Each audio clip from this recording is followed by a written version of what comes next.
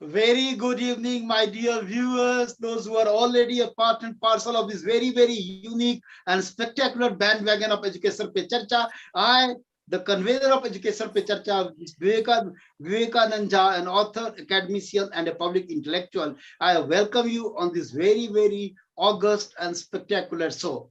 My dear viewer, this happens to be the 39th session on Education Pe Charcha. Unfortunately, last year we could not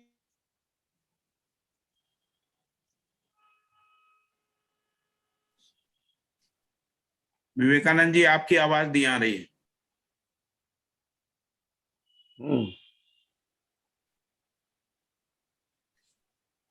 आवाज भी नहीं आ रही है as a fiasco, and unfortunately we could not, therefore we could not proceed ahead with the program. So today it happens to be the 39th session wherein we have a different guest altogether, Shri Pramod Kumar Jha from Dhanbad. You know, a man who spent almost 46 years of his association with RSS, a journalist, a director of an institute of mass communication, and of course a thinker, thinker and a writer. So we'll just come to his introduction. It happens to be some sort of his introduction, but I would like to make an announcement. As you all know, this program is being conducted or organized in cooperation or with a collaboration from Shri Surendra Pathak ji, Dr. Surendra Pathak ji, who happens to be a adjunct professor of Vidyapit University in Ahmedabad. And of course, Shri, first time I'm going to make another announcement that Mr. Chandan Oraon, a boy who is already involved, for making posters on our behalf. So I also, I compliment him for his association with us. Sabya Pathak has been, has been extending or assisting us with all sort of technical collaboration. Now I'm coming to the very important point today. Of course, as I already made an announcement, we have a unique guest today, Shri Pramod Kumar Jha, who spent almost 46 years with RSS, Rashtriya Swayamsevak Sangh, and of course, he's a thinker on Sanatan Dharma. So we are going to have a very important discussion. But our guest happens to be more comfortable with Hindi, in Hindi communication. So therefore, today it happens to be the, I think, second program on Education Pe Charcha, wherein we are going to have a discussion or an interaction in Hindi with our august guest, because this is the language where he feels extremely comfortable with. So my dear viewers, it is now we are going to start our conversation with Sri Pramod Kumar Jha. Little bit of introduction, because my interaction with him is going to happen in Hindi. So a little bit of introduction, in our poster also, we incorporated all his details in Hindi, just to give an impression that this education charcha is going to be conducted in Hindi. पत्रकारिता में स्नातकोत्तर एवं पत्रकारिता एवं संचार संस्थान के निर्देशक है, और उन्होंने 46 वर्ष से राष्ट्रीय स्वयंसेवक संघ के साथ उनका एसोसिएशन है। ये CLMIT धनबाद के डायरेक्टर हैं, और आज हमारे बीच में हमें गौरवान्वित कर रहे हैं। अपनी बहुत ही विचार, उनका जो विचार है उत्तम विचार से लबालब है, और खास करके सनातन धर्म पर इनका जो सोच है उस पर आज हम चर्चा करेंगे। And it is definitely, I assure all my guests today that even the discussion is going to revolve around Hindu Rashtra. It is a very important, hot, debatable topic across India today, that whether India should transform itself or herself into a Hindu Rashtra, because India already is eternally it is known as the land of Hindus. But should it constitutionally too be transformed into a Hindu Rashtra? That is a moot question, which is being subject of debate and a lot of discussion going on across India. So our discussion today will definitely will focus upon this very unique concept, whether India should be declared as a Hindu Rashtra. That is going to be the focus of our discussion today. And most importantly, Pramod ji, मैं आपका भव्य ढंग से स्वागत करता हूं आज का इस विशेष चर्चा एजुकेशन पे चर्चा पर। और हमारा पहला हमने आपका जो है छोटा परिचय दिया, क्योंकि आप विचारवान लेखक हैं। आपको बहुत 46 सालों से आपका संघ आरएसएस से एसोसिएशन रहा है। और insiders view, my dear viewers, whatever he is going to articulate his opinion on RSS, that should be taken as an insider's perspective, insider's point of view, because he has been a part and parcel of Sangh. सो आज हम आपसे आपको स्वागत करते हुए, ये मेरा पहला प्रश्न है, क्योंकि मैं आपको अभी रिक्वेस्ट करूंगा प्रोग्राम शुरुआत में ही कि कृपया अपने आप को जितना शॉर्ट रख सकें, क्योंकि हमारे पास काफी प्रश्न हैं और इसको मद्देनजर रखते हुए आप जितना शॉर्ट में अपना आंसर देंगे उतना ही ज्यादा हम क्वेश्चन पूछ सकते हैं। श्री प्रमोद जी का भव्य स्वागत है।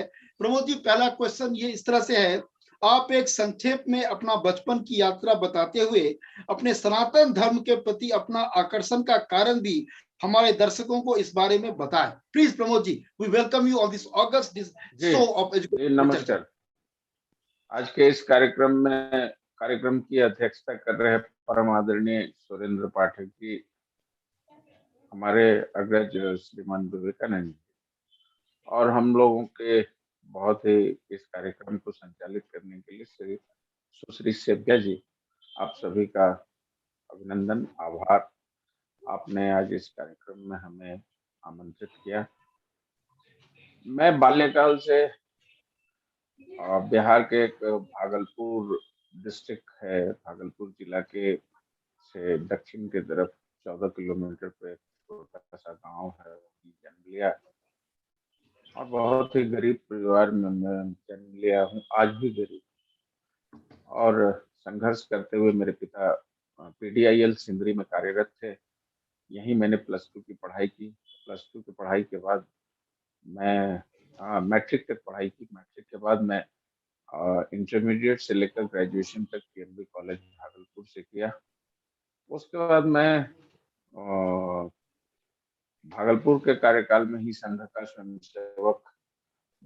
स्वयंसेवक तो मेरे पिताजी भी, तो सिंदरी में एक अभी भी वो सचिन है, शंभुनाथ पांडे, तो उन्हीं के निर्देशन हम लोग बाल्यकाल ही शाखा जाना शुरू किए थे। और फिर कुछ दिनों तक भागलपुर, झाझा, फिर भागलपुर से पटना गए, फिर पूर्णकालिक बने और उसके बाद पटना से भोपाल गए। भोपाल से पत्रकारिता करने के बाद कुछ दिनों तक नौकरी करी और उसके बाद फिर वापस माँ पिता के लिए धनबाद आ गए। धनबाद आने के बाद हम लोगों के एक बहुत ही अभिन्न पत्रकारिता में शिक्षक थे और पूरा जो पत्रकारिता विश्वविद्यालय था वो हमारे मित्र के नाते था। आदरणीय सुरेंद्र पाठक जी ये सारी बातें जानते हैं कि कमल दीक्षित जी और सचिदानंद जोशी जी वहाँ हुआ करते थे। उस समय पत्रकारिता विश्वविद्यालय में एक बहुत ही छात्रों का एक आंदोलन हुआ था, जो राष्ट्रीय स्तर का आंदोलन हुआ, जो आज विश्वविद्यालय जिस अवस्था में है उसमें थोड़ा बहुत योगदान इस आंदोलन का भी रहा। उसकी भूमिका में मैं भी था हमारे कई मित्रों के साथ। उसके बाद मैं धनबाद आ गया। धनबाद में हमने स्टडी सेंटर माखनलाल से लिया 99 में और उसके बाद धनबाद को ही अपना एक प्रकार से जगह बनाया। और इसी बीच इसमें लिखना पढ़ना, लोगों के बीच में इंटरेक्ट करना, परिवार, एक निम्न मध्यम वर्गीय परिवार को संचालित करना, यही काम रहा। और संघ के साथ जुड़ा हुआ हूँ आज भी। पहले जिम्मेवारियां हुआ करती थी, छोटी मोटी जिम्मेवारी रही है मेरे ऊपर। अभी मेरे ऊपर कोई जिम्मेवारी नहीं है पिछले 1-1.5 साल से, क्योंकि हम अपने ही काम में लगे। ये एक संक्षिप्त परिचय है। मैंने अपने अकादमिक स्थिति में 4 विषय से स्नातकोत्तर किया है। मैं पटना से मगध विश्वविद्यालय से इतिहास में किया, फिर दर्शन शास्त्र से किया, फिर पत्रकारिता विश्वविद्यालय से पत्रकारिता में किया और अभी मैंने एक AI सेक्ट यूनिवर्सिटी है वहाँ से और संस्कृत में किया। और अभी AI सेक्ट यूनिवर्सिटी हजारीबाग में मैं इनरोल्ड शोधार्थी हूँ, जिसमें PhD कर रहा हूँ। मेरा PhD का विषय पत्रकारिता में, झारखंड की पत्रकारिता में जो भाषाई विषय है उसको लेकर के मैं सोच कर रहा हूँ और अपने परिवार के साथ रहता हूँ दैनिक रूप में, यही मेरा काम। ठीक है, बहुत बहुत धन्यवाद प्रबोध जी। ये आपका संक्षिप्त परिचय सुनकर हमें काफी प्रसन्नता हुई, क्योंकि आपका संघ से जुड़ाव रहा है और बचपन से। अब मेरा ये दूसरा क्वेश्चन है कि आखिर क्या ऐसा कारण था जो संघ के प्रति आप खींचे चले गए, वो भी बाल्यकाल में? ऐसा क्या आपने संघ का फिलॉसफी या संघ का जो दर्शन था उससे आप ऐसे कैसे प्रभावित होकर खींचे चले गए? आपका वक्तव्य क्या है इस पर? बाल्यकाल में देखिए, बाल्यकाल में क्या हुआ कि जिस जगह पर हम लोग रहते थे वो आज भी है, वो एफसीआई में काम करते थे, गोरखपुर में अभी वो रहते हैं। उनके ऊपर गोरक्ष प्रांत की कोई जिम्मेवारी है। उनका नाम शंभू शरण पांडे जी। वो पांडे जी और मेरे पिताजी मित्र थे, तो इसलिए सिंदरी में हम लोग स्वयंसेवक के नाते आना जाना था। और दो चीजें अच्छी थी, आज उनमें थोड़ा सा संकलन आया। एक तो ये कि समयानुपालन और दूसरा अनुशासन, और यही यूएसपी है संघ की। तो ये दोनों जो समय के साथ समय पर काम करना या संघ स्थान पर जाना, और दूसरा अनुशासन, तो व्यक्तिगत जीवन में तो ये दो चीजें थी। और उस समय इस तरह से कुछ सोच के नहीं होता था, लेकिन एक अच्छी बात ये लगती थी कि संपूर्ण राष्ट्र की बात होती है, जो हम लोगों के एक खून में रहता है राष्ट्र, तो उससे थोड़ी से आह्लादित रहते थे। राष्ट्र हम लोगों के ऊपर कोई आरोपित शब्द है नहीं। हम लोग जिस परिवार के मूल जड़ से आए हैं या जो हम लोगों के पारिवारिक पृष्ठभूमि है, उसमें जो श्लोक और चीजें सुनाई पड़ती हैं, उन सभी में राष्ट्र रहता है और राष्ट्र हमारे जीवन को अनुप्राणित करते रहता है। इसलिए अलग से कोई राष्ट्र आकर्षण का कारण होगा ऐसा नहीं था, लेकिन अच्छे सज्जन लोगों का एक समूह है जहाँ लोग इकट्ठे होते हैं, तो ये एक आकर्षण था। और फिर धीरे धीरे उसकी जो भी आहारताएं थी पूरी की। उसमें प्राथमिक होता है, प्रथम वर्ष होता है, द्वितीय वर्ष होता है, तृतीय वर्ष होता है, ये सारे प्रशिक्षण मैंने प्राप्त किए। अभी बहुत बहुत वर्तमान समय धन्यवाद। में जी जी My dear viewers, it becomes absolutely incumbent on my part at this particular juncture to tell you something about the vision upon which RSS was founded by Dr. Hegdewar. Actually, Rashtriya Swayamsevak Sangh basically is a cultural organization which carries the vision, what you can call a very broad and a grand vision of Hindu nationalism. That is Hindutva, with a book which was written by great Veer Savarkar ji, formed the part and parcel of the vision of RSS. It is a Hindu culturalism or Hindu nationalism happens to be the core vision of Rashtriya Swayamsevak Sangh, and over it is just about to be a century since it was founded way back, in the early 20th century, I think 1925, if I'm not wrong, by great Hegdewar ji. Now it has assumed to be the world's greatest voluntary organization. So you can well understand it has covered such a large distance to to assume the mantle of being world's largest voluntary organization. So this is, and the Sar Sangh Chalak is a technical designation which is reserved for the head of the organization. So it was Dr. Hegdewar, then Guruji, Guru Golwalkar ji, and this, the descendants follows this way. Today it is Sri Mohan Bhagwat ji, who is the Sar Sangh Chalak of Rashtriya Swayamsevak Sangh. Thanks a lot. बहुत बहुत धन्यवाद आपका प्रबोध जी। मैं थोड़ा RSS का विस्तृत बताया कि किस तरह कल्चरल नेशनलिज्म, हिंदू नेशनलिज्म पर आधारित आरएसएस का विजन है। मेरा अगला परिचय है, आप चूंकि एक विचारक भी रहे हैं और हमेशा विचार करना, चिंतन करना भी आपका एक पेशा है, और आप इसको अच्छी तरह से समझा सकते हैं कि आखिर आपके विचार से राष्ट्रीय स्वयंसेवक संघ का लंबी यात्रा जो रहा है, उसमें राष्ट्र को कहां तक आप समझते हैं कि आरएसएस के विचारधारा से राष्ट्र आगे बढ़ा है, और ये कुछ लोगों का ऐसा भी कहना है कि आरएसएस का जो विजन है या जो डॉक्ट्रिन है, जो फिलॉसफी है, वो एक अलगाववादी विचारधारा का भी प्रतीक है। इस पर आपका क्या टिप्पणी, आपके किस तरह से इसको देखते हैं? खास करके क्रिटिक्स का जो ये कमेंट है, उसको आप किस तरह से नकारेंगे?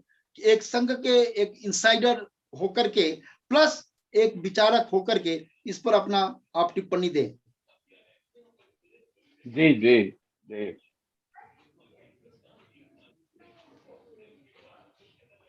राष्ट्रीय स्वयंसेवक संघ एक सांस्कृतिक संगठन है, ये पूरी दुनिया मानती है और है भी।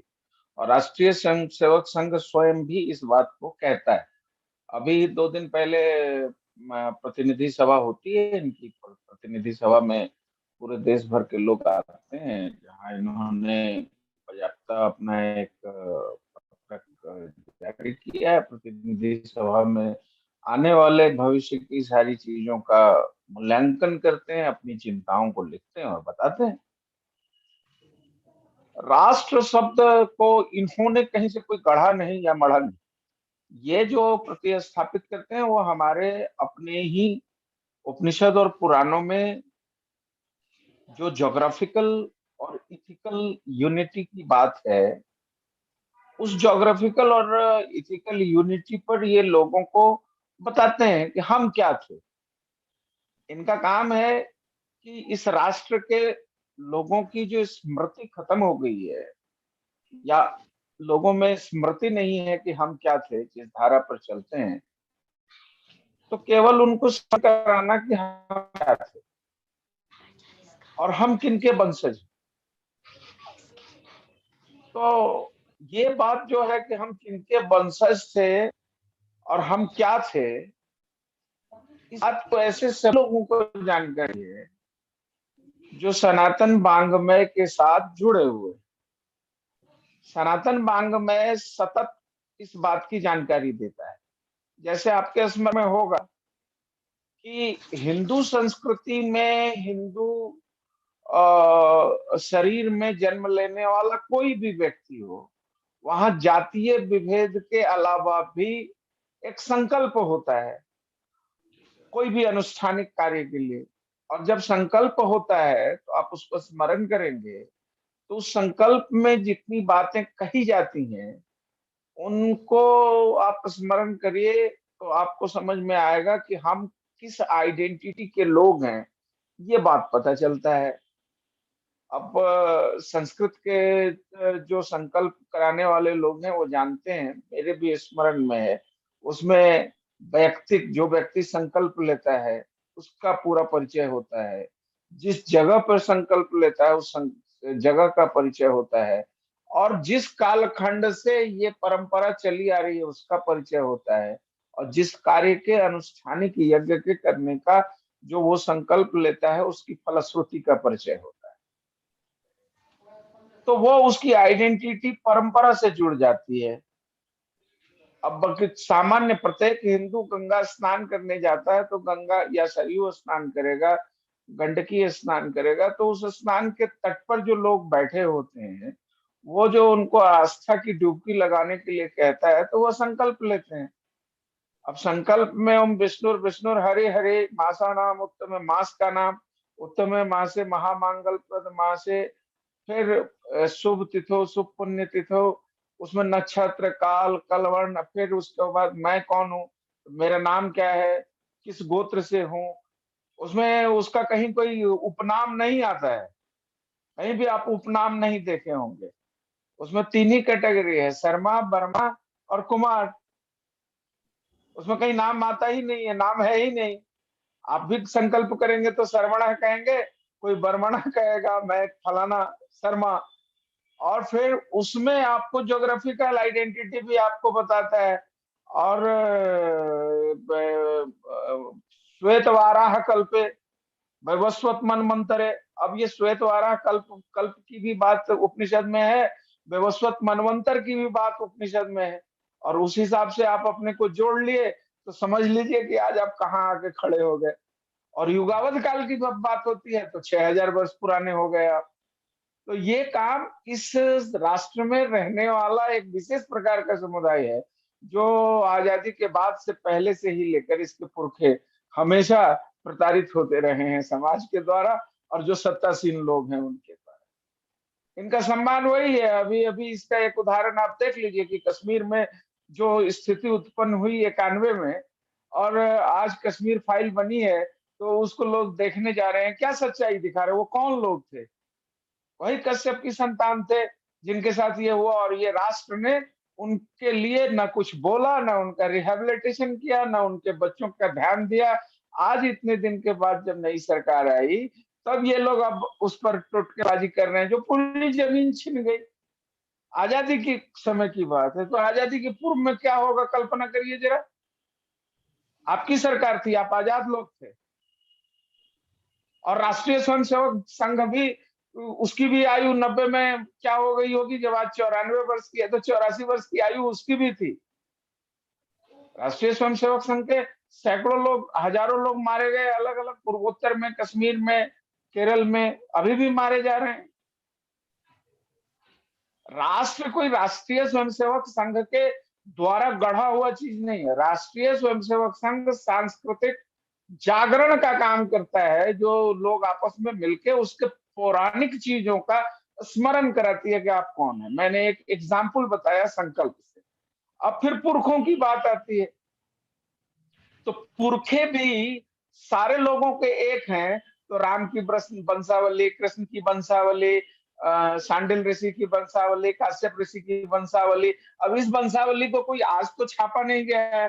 आप कल्याण का एक अंश है, उस कल्याण के अंश को आप देखिएगा तो आश्चर्यचकित हो जाइएगा कि कल्याण के उस अंश में जितने भी ऋषि हुए ब्रह्मा के संतान से लेकर के, उन सभी का परिचय है। और उन सभी के परिचय को जब आप देखिएगा, तो वो किन्होंने किस उपनिषद के लिए काम किया, किन्होंने किस वेद के लिए काम किया, किन्होंने किस संस्कृति के लिए काम किया, ये सारी चीजें आपको अक्षर से मिलेगी। वो इतनी मोटी किताब है, और कल्याण का अंश है। और उसके लेखक जितने भी हैं, ये सारे कहाँ के थे? कोई राष्ट्रीय स्वयंसेवक संघ के एक भी आदमी सदस्य नहीं थे, क्योंकि राष्ट्रीय स्वयंसेवक संघ समाज के धरा पर काम करता था। ये सारे लोग कौन थे? जो अयोध्या में, जो मथुरा में, जो हरिद्वार में अपने घरों को छोड़कर, परिवार को छोड़कर सनातन संस्कृति के प्रति किसी मठ में बैठे हुए थे। ऐसे लोगों ने उन चीजों को ढूंढा और लिखा। आज जो कोई कह रहा है कि संपूर्ण विश्व जो दावा कर रहा है जिन जिन बातों का, उन सारे तो हमारे पुरखों ने सारी चीजों को खोजा है। ये सोने के धरती को अब उसी विडंबना देखिए कितनी, हम मानसिकता के आधार पर हम कितने छोटे होते गए। हिंदू राष्ट्र जिस बात के को लेकर के आज पूरे विश्व में या देश में लोग चर्चा करते हैं, वो ईरान पर्सिया तक जाना पड़ेगा आपको। नहीं, वो बाद में आएंगे। अभी आप सनातन धर्म की बात कर रहे थे, तो जी क्या जाएंगे इस पर आप? हाँ, तो मेरा ये कहना है कि हम जो है अपनी आइडेंटिटी को लेकर के जो दैनिक जीवन में जुड़ा हुआ है। अब एक वर्ग है सनातन का, और वो सनातन के वर्ग में जो संध्या बंधन लोग करने वाले लोग हैं, वो संध्या बंधन किसी एक जात के लिए तो नहीं बंधा हुआ था। संध्या बंधन की प्रक्रिया सभी के लिए थी। और संध्या बंधन एक सनातनी सूर्य के साथ प्रतिस्थापन है। और सूर्य और चंद्र के विभेद को समझने वाले समुदाय तो इस देश में है ना, जो चंद्र से अनुप्राणित होकर चलते हैं, सूर्य से अनुप्राणित होकर चलते हैं। दुनिया में है, देश की क्या बात है, अलग अलग दुनिया में है। तो सनातनी जितने भी हैं, उनके लिए नियमावली थी सूर्य उस उपस्थापन की, जिसको संध्या बंधन कहते हैं। और उसमें भी वही प्रक्रिया है, और उसको किसी ने छिपा के नहीं रखा। जीवन प्रक्रिया को जी, थैंक्स अ लॉट माय प्रक्रिया को here Sri Pramod Kumar ji, has basically been talking about the latest movie which has hit the stand, that is Kashmir File. Now you can well understand that under the present Modi dispensation, the Hindus have basically begun asserting. Even the movie which is depicting the sort of tragedy which had struck Hindus time and time again, It is all has become possible because a Hindu nationalist is presiding over the destiny of Bharat Varsha, and the has government has been following in both letter and spirit the philosophy of this nation being that of the original land of Hindus or Sanatani. And it is nothing short of the cataclysmic tragedy for the citizens of this country that when India gained independence, every attempt was made to obliterate the last vestiges of the trace of Hindu identity from this country. Even constitution was tampered. Initially, it bore the photographs of Lord Sri Ram, Lord Sri Krishna, great Adi Shankaracharya, and so many other important photographs which so intimately connected our constitution with the ancient Sanatan values. All, even that is what I'm saying, the remnants, the remnants of all that were sought to be obliterated, to give it an impression that as if India never belonged to Hindus. It was what you can say a historic, a monumental, a humongous fraud upon the Sanatanis, upon the Hindus of this country. See the Kashmir file about which Pramodji has been talking about. It shows the tragedy of Himalayan nature, the atrocities which cannot be described in words, because words would fall short if we describe the cataclysmic tragedy that befell Hindus time and time again. Is all we are even able to say it because of the current dispensation, which has which is actually professing the eternal values of Sanatan Dharma. So this is a point which I was trying to make, because since our honored guest, very esteemed guest, has alluded to the movie that is Kashmir File, and all this because of secular fraud. It is all because of the collaboration, the complicity between the communists as well as the secularists of this country, those who sought to stifle and strangle the rights of Hindus in this very country of theirs. So this is the point which I thought it was very important for me to articulate at this particular juncture. बहुत बहुत धन्यवाद प्रमोद जी, आपने एक विचार बहुत ही उत्तम विचार व्यक्त किया. अब हम अगला प्रश्न पे आते हैं. सनातन सभ्यता पहला सभ्यता है, या कुछ लोग का कहना है कि रोमन सभ्यता भी सनातन सभ्यता के साथ पनप रहा था. ये बात कहां तक सत्य है, ये तो हिस्टोरियन ने इसको जो गलत सिद्ध किया है. सनातन विश्व का सबसे पहला सभ्यता रहा है और ईश्वरीय, मानवता को ईश्वरीय पाठ पढ़ाने वाला सनातन सभ्यता रहा है. तो फिर भी हिंदू सिमटते चले गए, इसका कारण क्या है?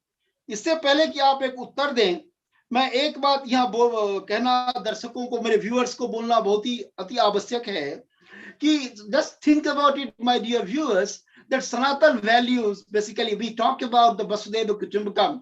We thought even Swami Vivekananda, in course of his historic speech in the United States of America, I'm not talking about the Parliament of World Religions, but I'm just talking about his letter speeches in different, at different fora. He had specifically highlighted this fact, and he said that we were the people who taught to the Western civilization about the existence of God and divinity. He said, when the Western civilizations was in its cradle, when the Western civilization was roaming as barbarians, it was there our saints in India who were realizing God, who were talking about about God in the loftier of terms. That is the priceless value of Sanatan Dharma, of Sanatan civilization, that is about the Hinduism, the glory of Hinduism. बहुत तो आप इस पर थोड़ा बताएं कि आप क्या विचारधारा है, सनातन या हिंदू क्यों सिमटते जा रहे हैं, इस पर आपकी क्या धारणा है? प्लीज. देखिए, सिमटना जिसको हम लोग समझते हैं वो एक भौगोलिक प्रक्रिया के तहत भौगोलिक सीमाएं और शासन करने के तरीके का सिमटान होता है. भौगोलिक सीमाएं बदले जाने वाली सीमाओं का नाम है. भौगोलिक सीमाएं कभी स्थिर नहीं होती. और हमारे पुरखों ने जो हमें ट्रेंड किया, वो भौगोलिक सीमाओं को लेकर के कभी ट्रेंड नहीं किया, कि हमको ये कभी नहीं सिखलाया। मैंने हमारे आदि पुरुष, जैसे आपको एक आपके साथ बैठा हूं इसलिए आपको स्मरण दिलाता हूँ कि हमारे यहाँ उत्तर दक्षिण पूर्व पश्चिम सभी जगह सत्यनारायण की पूजा करवाते हैं। और सत्यनारायण की पूजा में आदि पुरुष अनादि पुरुष की पूजा होती है। आदि पुरुष और अनादि पुरुष दो शब्द जब आता है, तो आदि पुरुष उस व्यक्ति का जो उस पूजा के में हिस्सेदारी ले रहा है, उसके आदि पुरखा। और अनादि पुरुष जो कि न जन्म लिया, जिसको सच्चिदानंद कहते हैं, न जो कभी जन्म लिया, न आकार में है न तरीके में है, वो सच्चिदानंद स्वरूप आया। इसीलिए हम लोग भी हमेशा नमः सच्चिदानंद रूपाय कहते हैं। तो अनादि पुरुष और आदि पुरुष के परंपरा के साथ चलने के कारण हम में कभी भोगवादी चीजों के प्रति ललक नहीं पैदा की गई। हमसे हमारे यहाँ कभी लोगों ने बड़े बड़े अट्टालिकाएं बनाने की बात ही नहीं सोची। ये तो 5 दशक पहले से ये सारा खेल शुरू हुआ है। नहीं तो हमारे पुरखे तो मिट्टी के घर में रहते थे, पुष्पर्ण कुटीर में, राम और सीता से लेकर के सारे लोग। हम लोगों ने कभी ज्योग्राफिकली चीजों को लेकर के बहुत आग्रह नहीं रखा है कभी भी। हम लोगों का, हम लोगों के पुरखों की जो यात्रा रही है, वो यात्रा रही है कि पहले कोई मनुष्य बनता है और उसमें मनुष्यत्व आता है, मनुष्यत्व आने के बाद ईशत्व आता है, ईशत्व से देवत्व आता है, देवत्व से महादेवत्व आता है। यह दार्शनिक चिंतन पर हम जीने वाले लोग हैं। अब इसमें विचार करिए, ऐसे दर्शन में आप दुनिया का, आप तो आज के कालखंड में युवाओं के आदर्श के रूप में इतने बड़े लेखक हैं, और आज के जो हमारी अध्यक्षता करते हैं, मैं आदरणीय श्री पाठक जी को आज लगभग 22 वर्ष से जानता हूं। वो समय हम सतत अध्यावसायिकता में लगे रहते हैं। आप दोनों महापुरुष विचार करके बताइए कि जब मनुष्य मनुष्यत्व से देवत्व की ओर की यात्रा में लगा रहेगा, तो उसको ज्योग्राफी और संस्कृति से क्या मतलब है। लेकिन ये लड़ाई कब शुरू हुई? इस लड़ाई के प्रति हमने पुरुषार्थ, हम कोई ऐसे समुदाय के लोग नहीं थे जहां पुरुषार्थ हमारा काम नहीं करता था। पुरुषार्थ हमारा काम करता था। हमारे बीच में योद्धा थे, विदुषी थे, वीरांगनाएं थी। हम अपौरुषेय लोग नहीं थे। लेकिन ये तो कृत्रिम रूप से हमारे ऊपर, हमारे यहाँ जो लड़ाइयां हुई हैं, उन लड़ाइयों में ऐसे ऐसे महापुरुष थे जिन्होंने महाभारत के युद्ध में माने एक अकेला 5 लोगों ने अक्षुणी सेनाओं को हराया, और राम अकेले दोनों भाई जंगल की ओर निकल पड़े और किष्किंधा से 2 लोगों को उठा करके और रावण जैसे लोगों को ले जाकर के मारा। तो कहीं वहां जाकर के चाहते तो लंका पर अपना आधिपत्य जमा कर चले आते, लेकिन उन्होंने ऐसा तो नहीं किया, और बाद के कालखंड में भी नहीं किया। तो हुआ क्या, गड़बड़ी सिमटने की गड़बड़ी क्या हुई कि दर्शन का जो अनुपालन है, जीवन शैली का जो अनुपालन है, वो कालांतर में थोड़ा कमजोर पड़ता गया। और कमजोरी का कारण है हमारे आश्रम में हमेशा आघात होते रहे और लोगों में भ्रम की स्थिति पैदा होती रही। आज ही देखिए आप, 4 मठ पूज्यपाद शंकराचार्य जी महाराज ने 8 वर्ष की अवस्था से नर्मदा मैया की परिक्रमा की और 4 बड़े महान मठों की स्थापना की चारों तरफ में हमारे यहाँ। और चारों मठों में पिछले 145वीं पीढ़ी अभी काम कर रही है। नारायण से लेकर के अभी तक 145वीं पीढ़ी के पूज्य शंकराचार्य जब भी उपस्थित हैं, कहीं डिलिंक नहीं हुआ है। लेकिन जरा विचार करिए, 70 वर्षों से ये देश आजाद है और आजादी के बाद भी किसी पूज्य शंकराचार्य के प्रति इस देश ने निष्ठा नहीं दिखलाई, अपनी परंपराओं के प्रति कोई सेवा नहीं दी उन्होंने, और खुद ही सब कुछ बन गए। तो वो मठ आपका कमजोर पड़ गया। जिस दर्शन को समाज को आपको देना था, वो दर्शन आप समाज को नहीं दे पाए। ये आजादी के बाद की स्थिति है। आजादी के बाद लोग जो है परकियों का और इस्लाम का और ईसाइयत का पोषण करने में लगे रहे, सत्ता में शामिल करने के कारण। और वो इतना बड़ा घाव हो गया कि आज आपके कश्मीर हो, केरल हो, असम हो, उत्तर प्रदेश हो, सभी जगह मुसलमान किस तरह की भाषा का प्रयोग करते हैं। इस्लाम को आप उदारवादी हैं, हमारा राष्ट्र उदारवादी है, तो हमारे यहाँ सब आए सब रहे, इसीलिए ना हम वसुधैव कुटुंबकम की बात करते हैं। लेकिन हमारे साथ दुर्व्यवहार हो रहा है, यह देखना तो राजा का काम है ना। राजा भी उसके साथ सुर में सुर मिला लेता है। इसीलिए मैंने कश्मीर फाइल की बात कही। तो मेरा ये अपना व्यक्तिगत मानना है कि हम सिमटे नहीं हैं। हम सिमट गए होते तो बिना किसी प्रचार के आज अफ्रीका में, ऑस्ट्रेलिया में, अमेरिका में, ब्रिटेन में सनातन धर्म के प्रति आस्था देखिए, लोग गाय रख रहे, लोग साड़ियां पहन रहे, लोग धोती कुर्ता पहन रहे, तिलक लगा रहे हैं, कृष्णा कृष्णा कर रहे हैं। बताइए यह सत्य है तो बताइए कि यह सत्य है। हम कहीं लाठी और तलवार लेकर नहीं गए। अब बड़ी बड़ी मंदिरें बनी है, अब बड़े बड़े, देखिए शांति मनुष्य का सबसे पहला खोज शांति है। और उसी में एक विचार है जिसके फाउंडर हुए मोहम्मद साहब। वो मोहम्मद साहब ने ऐसा विचार दिया कि तुम अशांति करके, मैंने ताकत के बल पर जब तक जियो, तलवार के बल पर तुम अपने आप को करते हो, और उसको पोषित किया हमारी सत्ता ने। तो इसीलिए अभी आप देखिए जो जिस राष्ट्रीय स्वयंसेवक संघ की बात कर रहे हैं, अपनी चिंता उन्होंने प्रतिनिधि सभा में व्यक्त की। उन्होंने कहा कि संविधान का आड़ लेकर के धार्मिक उच्छृंखलता लोग कर रहे हैं, और धार्मिक उच्छृंखलता के 3 उदाहरण अभी वर्तमान महीना दिन के अंदर हुआ।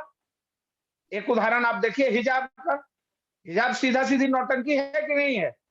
कहां इस्लाम में लिखा है हिजाब करने की बात? कहीं नहीं लिखा है। तो संविधान, ये वो चिल्लाते क्या है कि हमारा मौलिक अधिकार है। एक उदाहरण हो गया।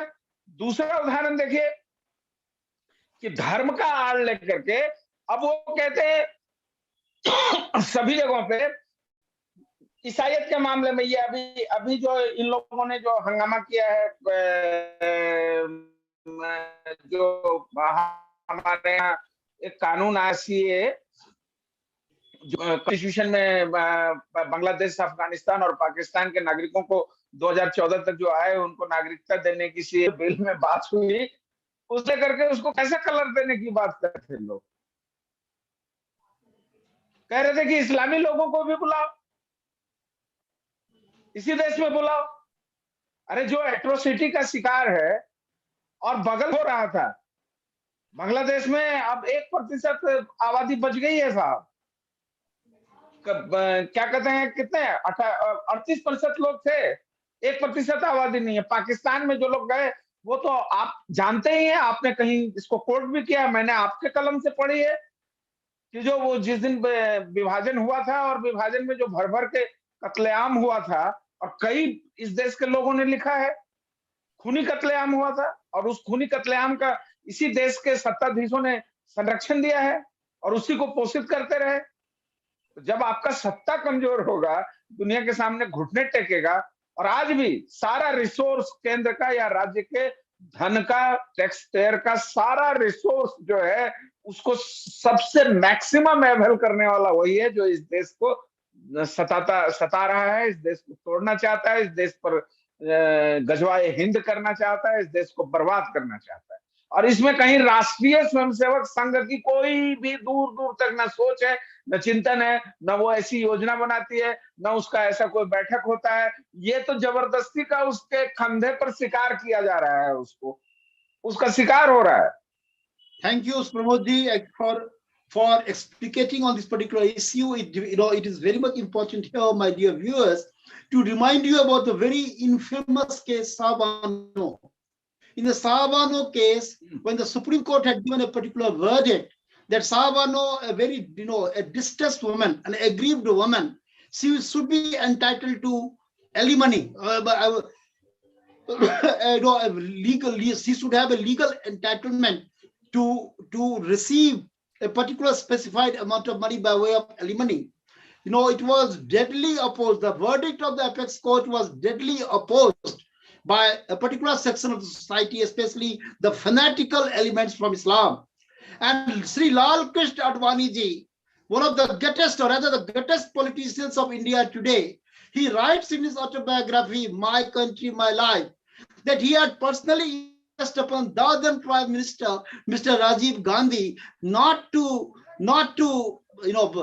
bow to the wishes of the fanatics, not to be bitten into submission by the exhibition of the worst form of jingoism by the fanatical elements of Islam.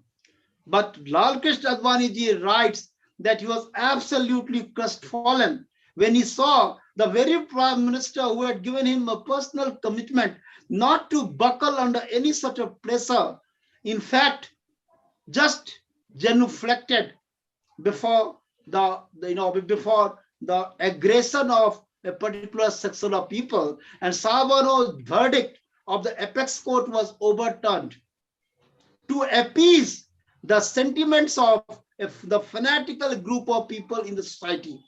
And as Pramodji has been saying, since decades, the establishment has been trying to appease the sentiments of a particular section of people, and thereby the nationalism was absolutely emasculated, absolutely weakened over all these decades.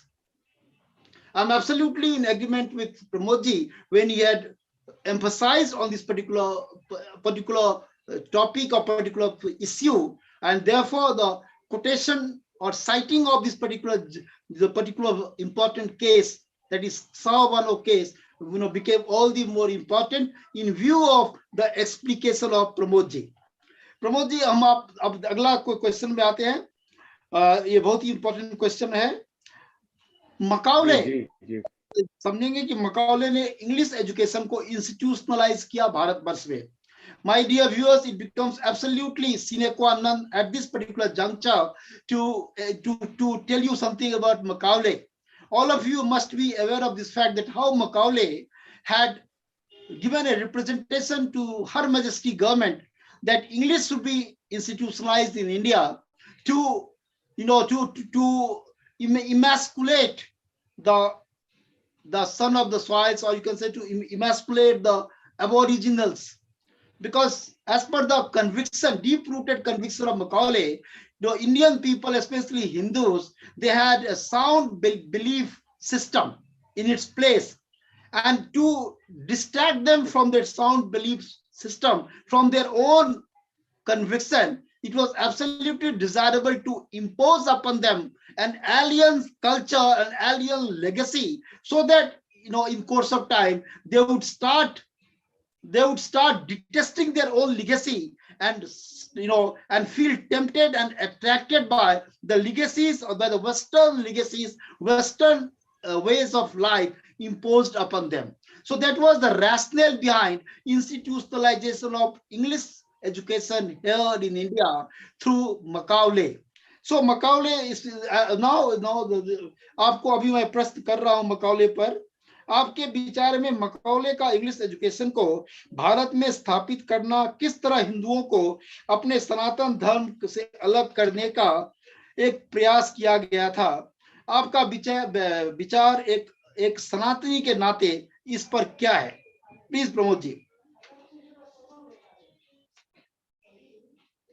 देखिए विवेकानंद जी, हम भी जानते हैं, आप भी जानते हैं, और हम लोग तीनों जो हैं और हमारे जो स्ट्रीम्ड व्यूअर्स हैं, लिसनर हैं, वो भी जानते हैं।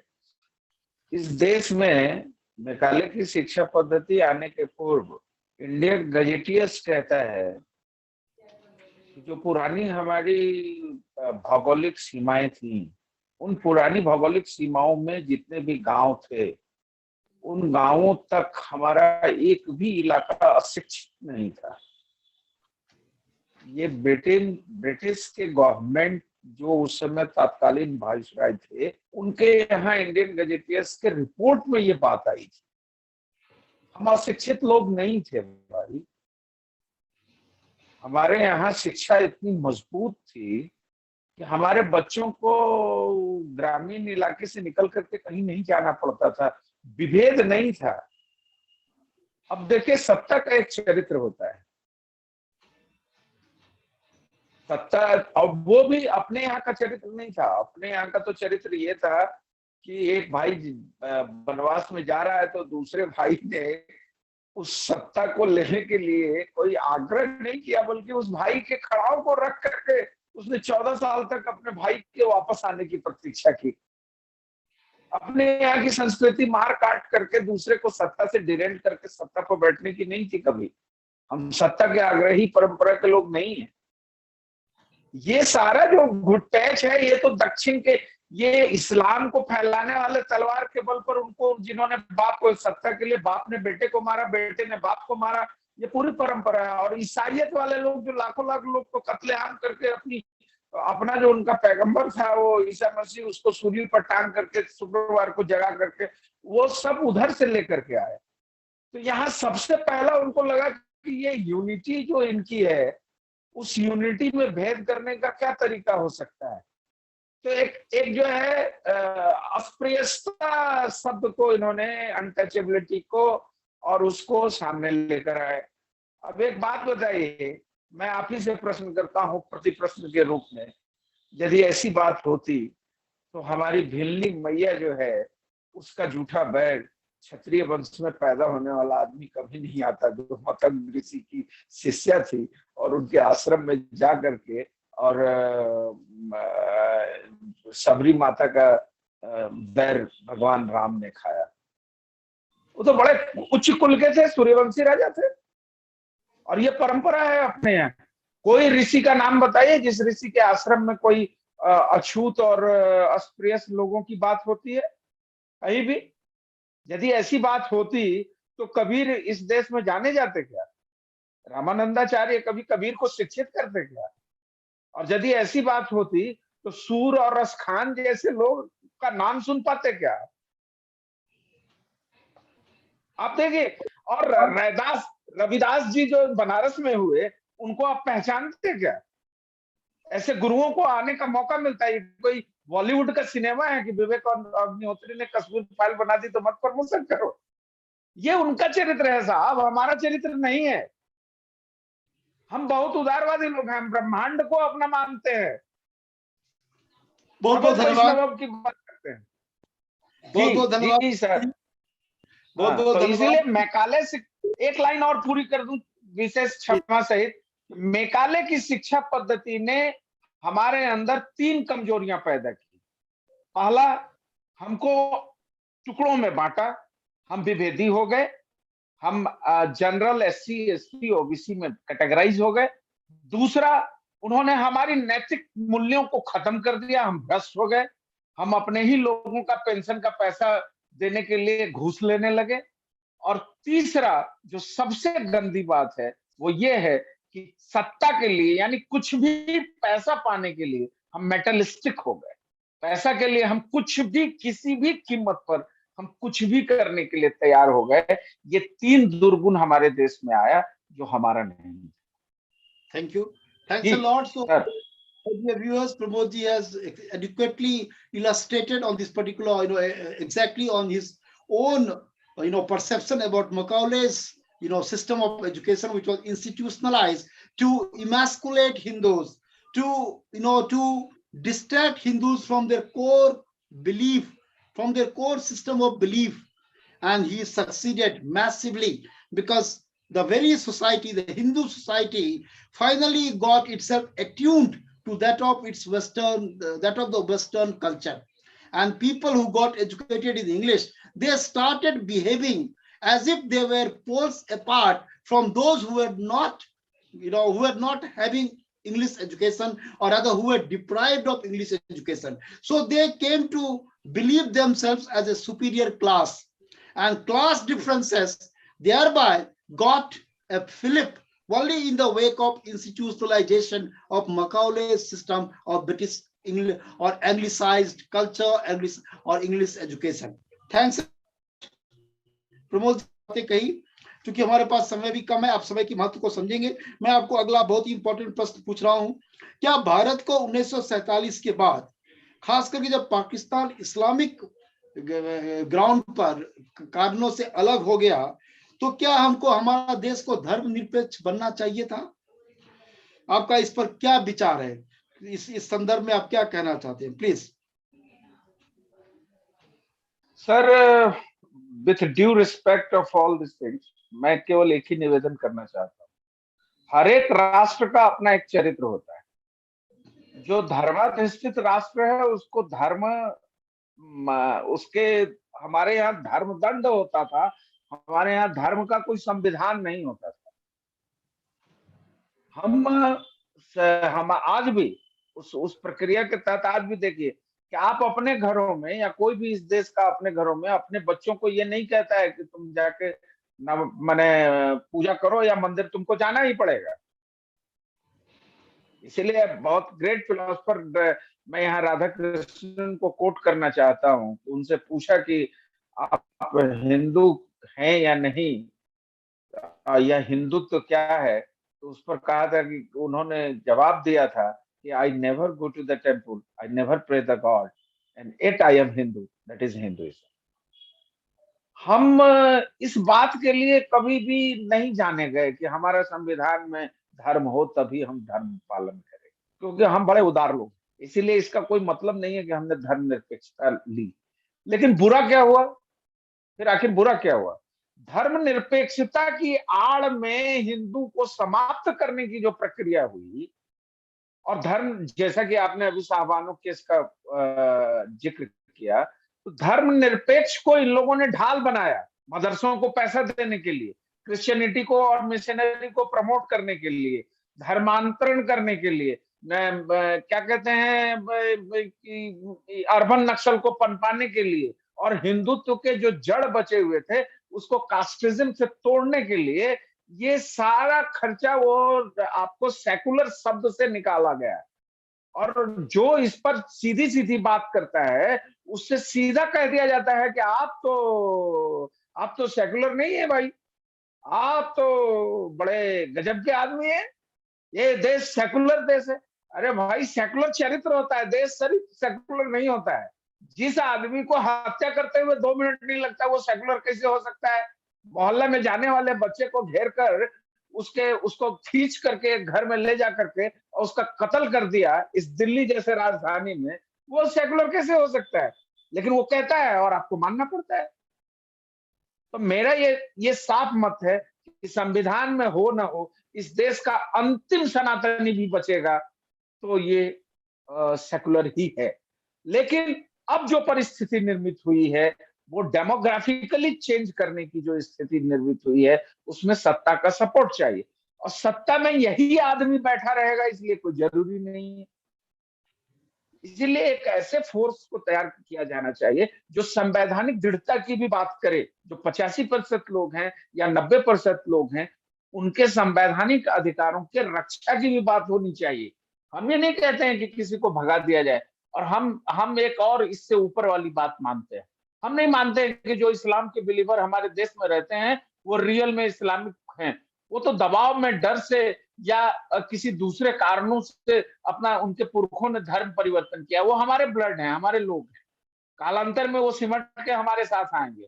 ईसाइयत भी जो यहाँ ईसाई रह रहे हैं वो सब वो लोग हैं जो समय काल परिस्थिति के हिसाब से अपने मालिकों के साथ थे, अब मालिकों ने कहा अपना धर्म बदल लो।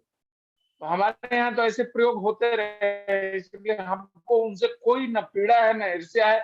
लेकिन ये जो खुलेआम संविधान के आड़ में लोगों को समाप्त करने की जो साजिश हो रही है, या अब देखिए ये कैसा है, माने बिहेवियर है। किसी धर्म ग्रंथ में ये बात कहीं नहीं लिखा हुआ किसी का, जिसके जो बिलीवर्स हैं, कि आप अपने ईश्वर को रिझाने के लिए ऊपर में माइक लगा दीजिए और जोर जोर से चिल्लाते रहिए।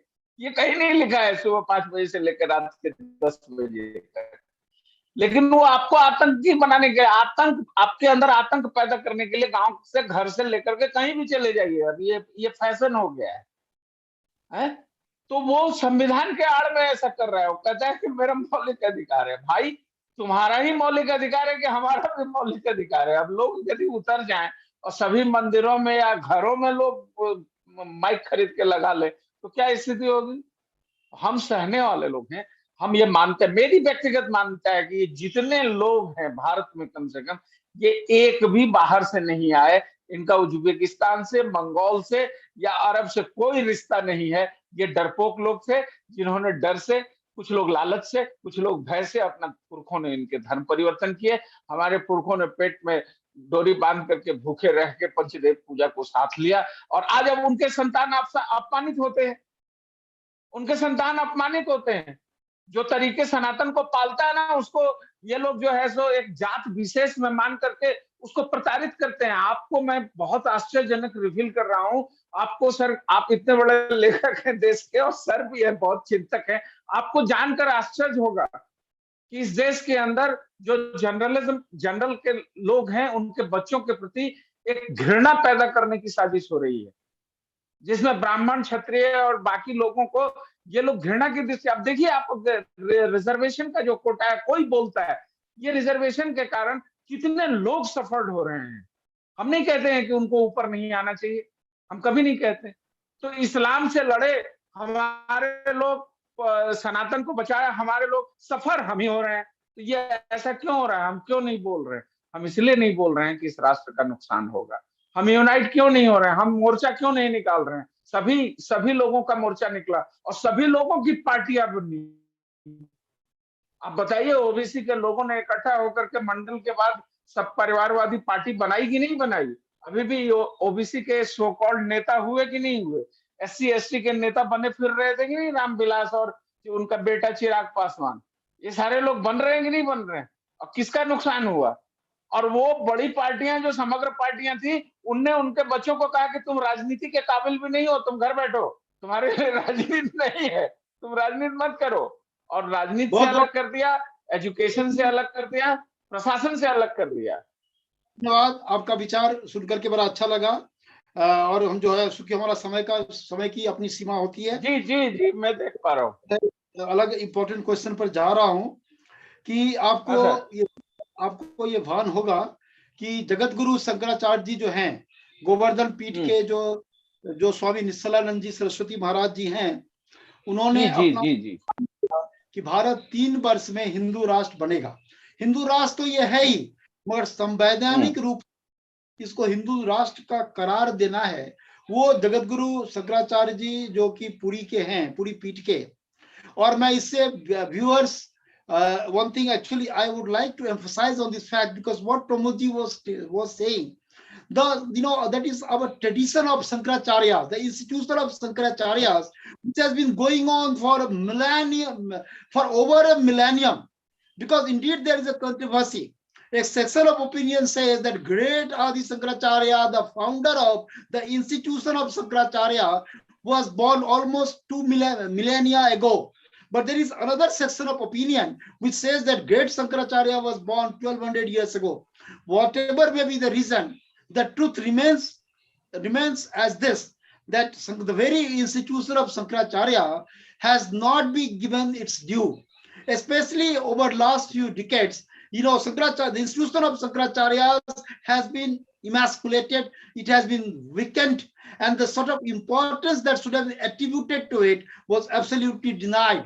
Because the institution of Shankaracharya being sacrosanct, being the head of Hindus, because they were given the responsibility to guide Hinduism on towards dharma, that very sanctity of the institution was absolutely weakened and emasculated by the vested interest in the society. This was inadvisable and absolutely undesirable. And what Pramodji was saying, I'm absolutely endorsing his stand, that institution of Shankaracharya should have been given its due. There is no denying the fact about it. तो प्रमोद जी, जो हम आपसे बात कर रहे थे, ये जो पूरी गोवर्धन पीठ के जो स्वामी जी हैं, निश्चलानंद सरस्वती महाराज, उनका कहना है कि भारत 3 साल में हिंदू राष्ट्र बनेगा संवैधानिक रूप से। इस पर आपकी क्या टिप्पणी? आप भी संघ का 46 साल से संघ के साथ आपका एक जुड़ाव रहा है, आप एक इनसाइडर्स व्यू रखते हैं, तो आपको क्या ये लगता है कि ये संभव है? आपका क्या टिप्पणी है इस पर? देखिए, परम पूज्य महाभाग निश्चलानंद सरस्वती जी महाराज अद्भुत विद्वान आदमी और इस सदी के बड़े विद्वान हैं, और इस विश्व में अभी आज के स्थिति में इतने उद्भट विद्वान हम लोगों का ये सौभाग्य है। मैं बड़े उत्साह से आपको ये बात बताना चाहता हूं कि देखिए, हमारा जो अभी वर्तमान संविधान है वो सब लोग हम लोग मानते हैं, लेकिन परम पूज्य शंकराचार्य जी गोवर्धन पीठाधीश्वर जी को का कहना है कि ये हिंदू राष्ट्र की घोषणा करना आवश्यक है और 10 नए राष्ट्र इनके समर्थन में आएंगे। मुझे लगता है कि उनका दृष्टिकोण और उनका वचन सत्य हो और यह आवश्यक भी है। दूसरी बात है कि वो कहते हैं कि ये वैज्ञानिक संविधान है। देखिए, कुछ चीजें थोड़ा सा दृढ़ता से समझना पड़ेगा हम सभी लोग।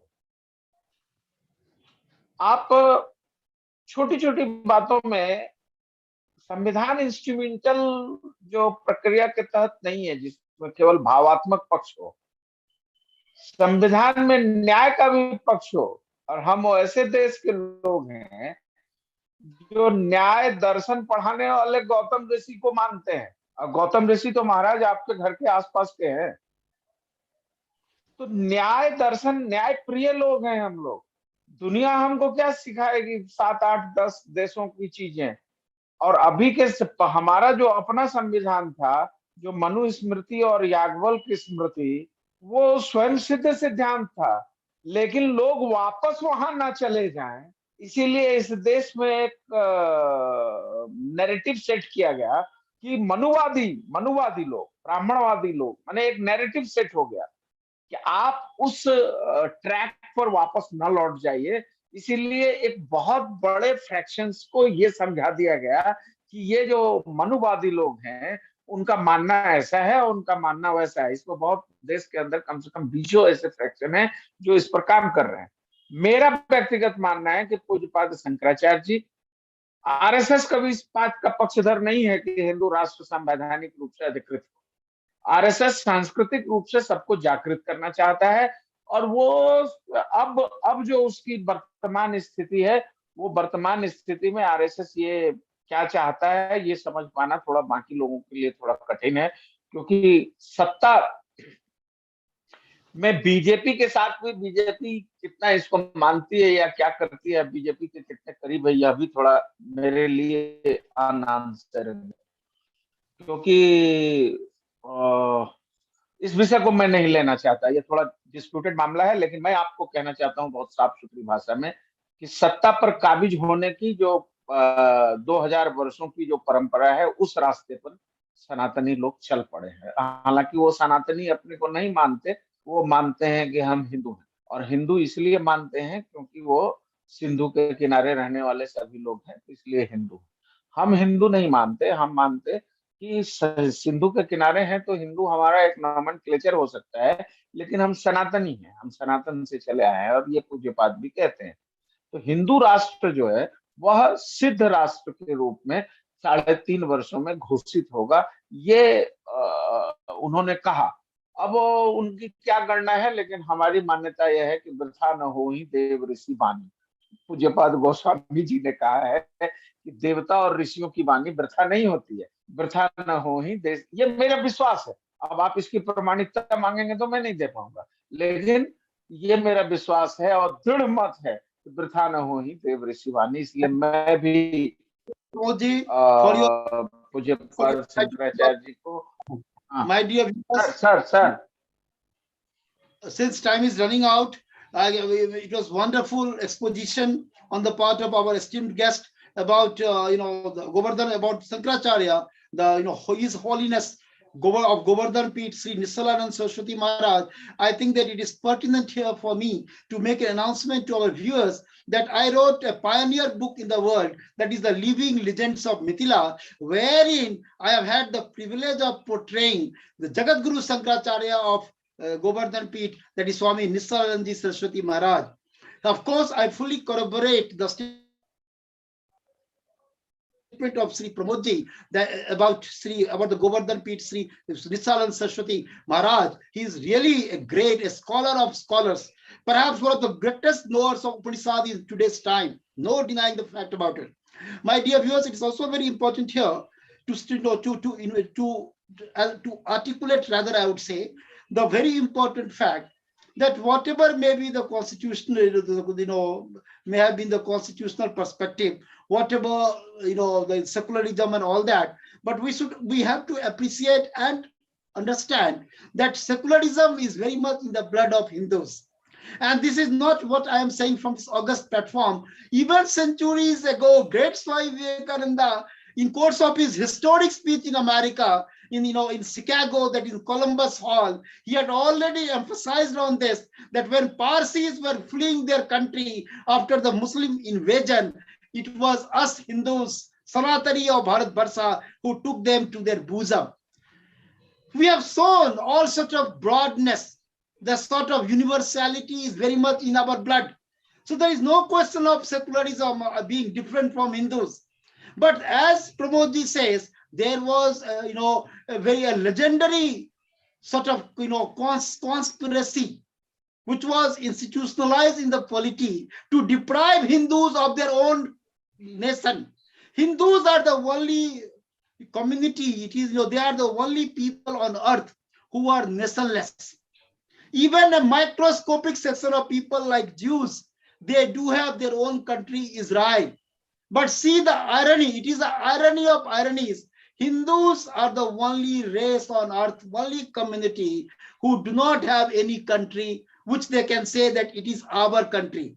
Because here also there are myriad stakeholders who are claiming their ownership rights over India, and all these because of the historic fraud, the secular fraud being unleashed upon innocent and trusting Hindus by a handful of few of their leaders who collaborated with all Islamic fanatics and so-called communist historians, and perpetrated a humongous fraud upon the nation, and the sort of albatross, secular albatross, which has been placed at the neck of Hindu community. It is all because of the conspiracy hatched then in the immediate wake of independence of this country. See the demographic change.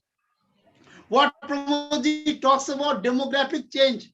If, and I tell you, all these lofty ideals of justice, of ethics, and truth, all these are possible only so long as Hindus are in majority. The day the population of Hindus goes down in proportion to that of other community like Muslims and Christians, the anarchy will prevail in India. All lofty talks of justice, jurisprudence, ethics, truth, all these will vanish in no time. So this is what you can call it a historic dilemma for Hindus about the demographic change, and that is happening very swiftly. The population of minority Muslims, it is increasing by leaps and bounds, and that gives really a shiver down the spine of Hindus. This is a very, very stark fact that cannot be glossed over, that cannot be ignored at all. Pramod ji, हम आपके last अंतिम question पर आ रहे हैं आपके आइए, क्योंकि समय बीत चुका है। अंतिम क्वेश्चन है, क्योंकि माननीय सुरेंद्र पाठक जी भी अपना विचार व्यक्त करेंगे। लास्ट क्वेश्चन है, क्या आपको नहीं लगता है कि हमारा जो ये बहुत बड़ा ये जो यूनिवर्सैलिटी का जो फिलॉसफी है, जो माननीय ऋषि अरविंदो जी का जो नेशनलिज्म था, जो कि यूनिवर्सैलिटी पर आधारित था, वो कहीं ना कहीं हिंदुओं के लिए गला का फंदा बन गया? क्योंकि वसुदेव कुटुंबकम कर करके हमने अखंड भारत को खंडित कर दिया, और यदि हम इस तरह की जो है व्यापकता की बात हमेशा करते रहे, जो कि प्रैग्मेटिज्म से दूर होकर के, प्रैक्टिकलिटी से दूर होकर के, तो कहीं फिर हिंदुस्तान का दोबारा कई टुकड़ों में ना बट जाए। तो आपको नहीं लगता है कि अभी हमको ज्यादा प्रैक्टिकल होना चाहिए? और व्यापकता तो हमारे अंदर है ही, हम व्यापकता को भूल करके वास्तविकता को पहचाने। इस पर आपकी क्या प्रतिक्रिया है? जी जी जी जी, सही बात है। देखिए, दो समस्या है सर, अपने देश में दो बहुत गंभीर समस्या है। एक भटका हुआ जो मैंने चौराहे पर खड़ा लोग होता है ना, जैसे अभी आपने कहा, उस तरह की समस्या है। अब आप वीर सावरकर को यदि अपना आइडियल मानते हैं तो लोग बोलते हैं कि वो भगोड़ा था, माफी मांगने वाला था। लोग आपको नैरेटिव में सेट करते हैं। आप गांधी के साथ जाते हैं तो गांधी स्वयं अपने में इतने कमजोर व्यक्तित्व थे कि उनको खुद ही पता नहीं था कि राष्ट्र के लिए हम क्या करें। हालांकि गांधी अभी भी राष्ट्रपिता है, तो आप गांधी के साथ नहीं जा सकते हैं क्योंकि आपको लोग नाथूराम गोडसे के साथ खड़ा कर देते हैं। आप थोड़ा चिंतन करिए कि राष्ट्रवाद के साथ आपको कहता है कि ये तो नाथूराम गोडसे वाले लोग हैं। नाथूराम गोडसे ने जो भी किया उसको जस्टिफाई नहीं किया जा सकता है, तो वो करेजियस आदमी था, उसने किया और अपना प्रशासन के सामने, कोर्ट के सामने जो ड्यू कोर्स था उसको झेला। लेकिन इस देश का समाज आज भी उसको अपमानित कर रहा है। वो अपने व्यक्तिगत परिवार के लिए तो नहीं किया था, इस राष्ट्र के लिए किया था उस आदमी। तो अब इस समाज का डायलेमा समझिए। तो आप सावरकर के साथ खड़े होने जाते हैं तो आपको लोग कहते हैं कि वो तो भगोड़ा था, वो तो राष्ट्र के नाम पर कुछ भी नहीं किया। आप जिसको भी ग्लैमराइज करने की कोशिश करते हैं, आपके पास एक जो बौद्धिक माने सो कॉल्ड इंटेलेक्चुअल्स जो है वो अटैक करना शुरू कर देता है। और अटैक ऐसा अटैक करता है कि एज इफ तुम तो गधे हो, तुमको कुछ भी नहीं पता है, ये जो कुछ भी हम पता था वो हमको पता था, तुमको इनलाइटेंड हम किए। अब जरा कल्पना करिए, हम यदि अपने मठों के और साधु संतों को सम्मानित करना शुरू करते हैं तो वो क्या शुरू कर देते हैं कि सभी साधु संत जो हैं सो चारित्रिक और आर्थिक रूप से भ्रष्ट हैं, इनको समझ में नहीं आता है। माने हमको धीरे धीरे समेटाने की सारी साजिश चल रही है। अब यहाँ इस देश में सेक्टिज्म जो है ना, इस राष्ट्र के जो राष्ट्र पुरुष हैं राम, जिनकी चिंतन पर आ रहा है, ये देश में एक सामूहिक निर्णय की जरूरत है। और ये सत्ता में बैठे लोगों से समर्थ नहीं है। ठीक है, ये सत्ता आवश्यक है, इसका आना आवश्यक है, इसकी आलोचना जरूरी नहीं है। और ये सत्ता के बाहर जो सांस्कृतिक संगठन चलाने वाले सैकड़ों लोग हैं, वो सब नैतिक रूप से मैकॉले की शिक्षा पद्धति के अनुप्राणित हो गए हैं, अनुकरणीय हो गए हैं, भ्रष्ट हो गए हैं, नैतिक और चारित्रिक उनका पतन हो गया है, ये राष्ट्र के अनुकूल नहीं है। और मैं इसको रिपीट करके बोल रहा हूं, इसको 200 बार चलाना चाहिए। उनको राष्ट्र से कोई मतलब नहीं है सर, उनको अपने बेटे से मतलब है, उनको अपनी बेटियों से मतलब है, उनको अपने परिवार से मतलब है।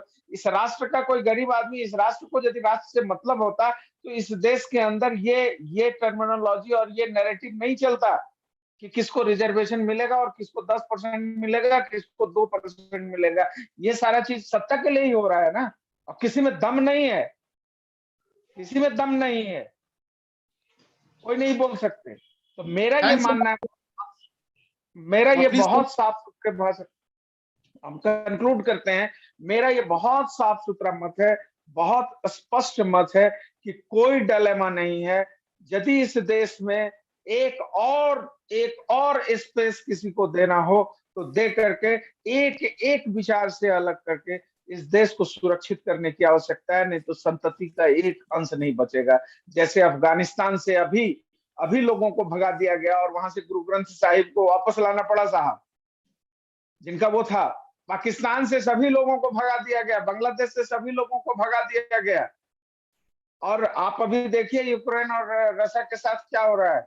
ये पूरी दुनिया जो है आपको खा लेने के लिए तत्पर बैठी हुई है। इसीलिए ये एक सुकून की बात है कि जो अभी वर्तमान में सरकार है, उस सरकार 85% लोगों के प्रति थोड़ी संवेदना रखती है, लेकिन सरकारें सरकार होती है, उसको जैसे ही सत्ता वोट की जरूरत पड़ेगी वो आपको दुलत्ती मार के बाहर निकल जाएगा। वो सभी अनैतिक और भ्रष्ट लोगों का एकत्रीकरण है उसमें। Thank you. तीन लोग को छोड़ दें यार, तो यही है। Thank you very much sir, so kind of you, आपने मुझे बुलाया। Thank you, Pramod ji, for enlightening our viewers on your own, on your own philosophy, on your own vision of nationalism. My dear viewers, before it is a very, very, it is apt time to make an announcement for pertaining to our next guest on Education Pe Charcha. That is Shri T.N. Thakur ji, the former Assistant Comptroller General of India, former Accountant General of Jharkhand, former CMD, that is Chairman cum Managing Director, Founder, Chairman cum Managing Director of Power Finance Corporation of India, the power man of India. He is the man, he's the person who is being, who deserves this particular sobriquet or the mantle of being the, being the power man of India. He is going to bless and grace our Education Pe Charcha on coming Saturday, that is on 19th of this month. And my dear viewers, what Pramodji today he has enlightened us on the glorious philosophy, the sort of humongous problem bedeviling our republic today. It is a matter of a historic dilemma for the nation, a matter of grave anxiety for Hindus, that they need some form of unity and some sort of consolidation, because if Hindus are not united today, they will not survive another decade or so.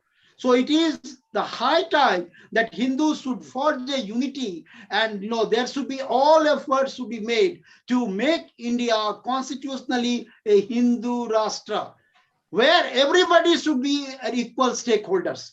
It is not going to be discriminated towards anybody. All religions, everybody is a stakeholder of that particular Bharat Barsha, which should be known, and it is, even though it is already known, but let it be constitutionally sanctified. It should be a nation of Hindus, the eternal, aboriginals of Bharat Barsha. Because if Hindus decline, if Hindus disappear from the face of the earth, entire humanity, the very existence of humanity is jeopardized. That is the glory of Hindus. That is the glory of Salatani. And if we have to institutionalize that glory for till the sun shines on the horizon, Hinduism should shine on the, across the length and breadth of Bharat Barsha. That glory, should come to Hindus. It is already there, but it has sanctified constitutionally as well. So we have had a wonderful discussion with Shri Pramod Kumar Jhaji today, our very, very honored and august guest. I am passing it on to our very, very esteemed professor, a partner in this Education Pe Charcha, Dr. Surendra Pathak, to sum up the whole discussion and express his own views, because he is also from philosophy background, a professor of philosophy. He should also express his views on such a very, very enlightening discussion today. Surendra Pathak ji, Shri Surendra Pathak, Dr. Shri Surendra Pathak ji, sir, it is your time now. Okay, नमस्कार. प्रमोद कुमार झा जी ने बहुत सारे मुद्दे उठाए हैं और मुझे लगता है कि बहुत महत्वपूर्ण है। एक मुद्दा तो ये उठाया कि किस प्रकार से हिंदू संस्कृति, दर्शन और हिंदू परंपराओं को कुचलने का काम षड्यंत्र पूर्वक जो है वो होता रहा है। वो इस्लामिक आक्रांताओं के द्वारा भी हुआ है और क्रिश्चियनिटी के माध्यम से भी हुआ, और जो अभी तो वर्तमान जो भौतिकवादी विचार आया है उससे भी हुआ है। दूसरी बात जो मैकाले को लेकर हुई, मैकाले भी एक षड्यंत्र के तहत ही भारत की शिक्षा नीति को, शिक्षा व्यवस्था को तहस नहस करने के लिए आए थे। ये बात जैसा प्रमोद जी कह रहे थे, मुझे लगता है कि इसमें काफी सच्चाई है और इस पे बहुत सारा विमर्श हुआ है। तीसरी बात ये भी है कि राष्ट्रीय स्वयंसेवक संघ के बारे में बहुत भ्रम फैलाया गया और ये लगातार 70 साल से 80 साल से भ्रम बना के रखा गया कि राष्ट्रीय स्वयंसेवक संघ जो है वो एक ऐसा संगठन है जो भारतीय संविधान के खिलाफ है, राष्ट्रीय महापुरुषों के खिलाफ है और यहाँ तक कि आतंकवादी संगठन के रूप में भी आरएसएस को कहने का प्रयास हुआ है। मुझे लगता है कि इस पर पुनर्विचार करना चाहिए। जिस तरीके से कश्मीर फाइल आई है जिसका उल्लेख आप कर रहे थे, तो उसी प्रकार से राष्ट्रीय स्वयंसेवक संघ के बारे में जो भ्रम फैलाया गया, जो षड्यंत्र किए गए, उस पर भी कोई विमर्श होना चाहिए, कोई फिल्म भी बनना चाहिए ताकि वो सब सच्चाइयां सामने आ सकें। जैसा आप नाथूराम गोडसे के बारे में भी बोल रहे थे, एक ये दृष्टिकोण है, मुझे लगता है कि बहुत ही षड्यंत्र पूर्वक, चालाकी से, चतुराई से शिक्षा में, साहित्य में, इतिहास में और सांस्कृतिक परंपराओं में हिंदुत्व विरोधी तत्वों को डालकर एक मानसिकता को पैदा करने का प्रयास जो है वो विगत लगभग 60-70 साल से तो हुआ ही है। मुझे तो कुछ उससे पूर्व से भी दिखता है, आजादी के पूर्व से भी जो है ना ये प्रयास हो गया था। कुछ ट्रेसेस जो है वो तो इस्लामिक पीरियड से ही है, मुगल आक्रांताओं के समय से ही है। आपने एक और बात बोली स्वामी निश्चलानंद जी महाराज के माध्यम से कि भारत को एक हिंदू राष्ट्र होना चाहिए, जैसा कि वो कहते रहे हमेशा से। और मुझे लगता है कि हिंदू राष्ट्र की अवधारणा को लेकर एक बड़े विमर्श की आवश्यकता है इस देश में। हम लोग हिंदू राष्ट्र के रूप में एक नारे की तरह से तो उसका इस्तेमाल करते हैं, लेकिन हिंदू राष्ट्र की अवधारणा क्या है, उसका संविधान क्या है, उसका विधि व्यवस्था क्या होगी, उसकी सामाजिक आर्थिक राजनीतिक व्यवस्था क्या होगी, इस पे कोई एक कॉन्क्रीट विचार जो है भी आने की आवश्यकता है। केवल ये नारे के रूप में ना रहे, जैसे राम राज्य को हमने नारे की तरह से इस्तेमाल किया, लेकिन राम राज्य